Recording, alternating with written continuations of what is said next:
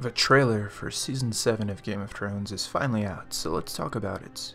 It starts in King's Landing, with Cersei and Jaime walking over a detailed map of Westeros. It looks like she's wearing some fur, either this trailer gave her the chills, or it's gotten colder in the capital. The voiceovers of her speaking about enemies in all directions. House Targaryen is crossing the narrow sea from the east, with a huge army consisting of Ironborn Reavers, loyal to Yara, a Dothraki Khalisar from the Great Grass Sea, an army of Unsullied from Astapor, and 3 dragons, one of them nearing the size of Balerion the Black Dread. Dany's fleet consists of ships from the Reach, from Dorne, the Iron Islands, and the captured slaver vessels left over from the Battle of Meereen. In the south, Olenna Tyrell stirs the armies of Highgarden, after the deaths of Mace and Loras Tyrell at the hands of Cersei. The Tyrells left will do everything possible to see the Lannisters destroyed. In Dorne, the Sand Snakes are plotting against the throne, but after murdering R.R Martin, I don't see how they will get the Lords of Dorne to support them. The entire Dornish plot in the show is a mess. In the west, the Kraken Awakens, and it looks like after Balon Greyjoy's defeat in the north, the Ironborn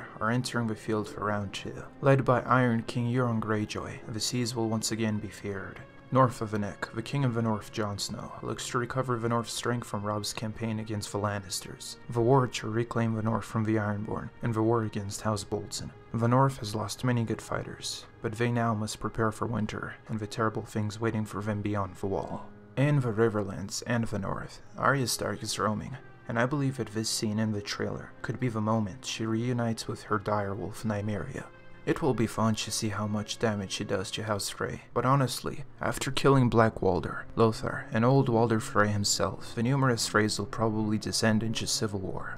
We see a Lannister army marching, which brings up the question, just how strong are the Lannisters at this point? Between Season 1 and Season 4, we have seen vast amounts of Lannisters get killed off. Robb Stark killed Jaime's army in the Whispering Wood, which was half of Tywin Lannister's main force. At Oxcross, the Young Wolf annihilated Stafford Lannister's army, and in the Riverlands, the Lannisters lost many good men in their battle against the Riverlords. There was also Blackwater, when Stannis Baratheon's army killed a lot of the Lannisters defending King's Landing. And the many sieges and skirmishes throughout the War of the Five Kings has likely totaled in tens of thousands of casualties. However, it has been a few years since the War of the Five Kings, and various lords of the Westerlands have definitely raised more men from their small folk. From the Narrow Sea to the Sunset Sea, Cersei still commands trained veterans ready for war. But for the vast amounts of recently raised Lannister levies, they don't stand a chance against Unsullied formation, Dothraki in the fields, and dragons.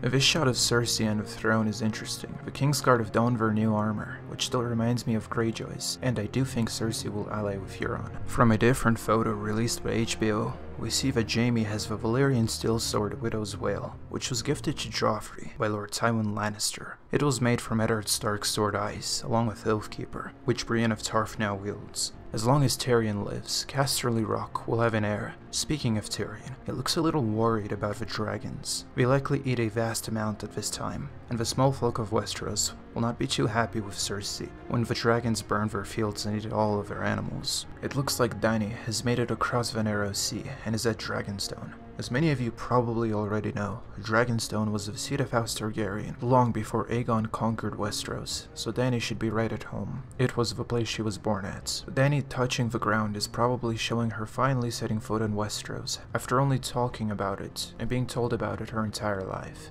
After Robert's rebellion, it was given to Stannis Baratheon, but still seeing Dany in the seat from which Stannis ruled hurts. I really hope he's not dead. This scene is tricky. The Unsullied could be storming one of 3 places, unless I'm missing something. This is either Red Keep, Casterly Rock, or Lannisport. Seeing as they are already inside, they probably end up taking the place. I stand by my words that these Lannister defenders don't stand a chance against the Unsullied when they are all lined up shield to shields. The trailer shows King Jon Snow, and I'm certain that I see Brienne of Tarth in the background on Sansa's left. Jon probably has no plans for anything south of the Neck, except for getting the Iron Throne to prepare for when the White Walkers show up. The way Littlefinger is featured in this trailer, I feel like he will be in the background corrupting Sansa, turning everyone against each other, trying to cause chaos so that he could climb his ladder to the top. This is probably the Wall, and Jon Snow is going north of it, as we see later in the trailer.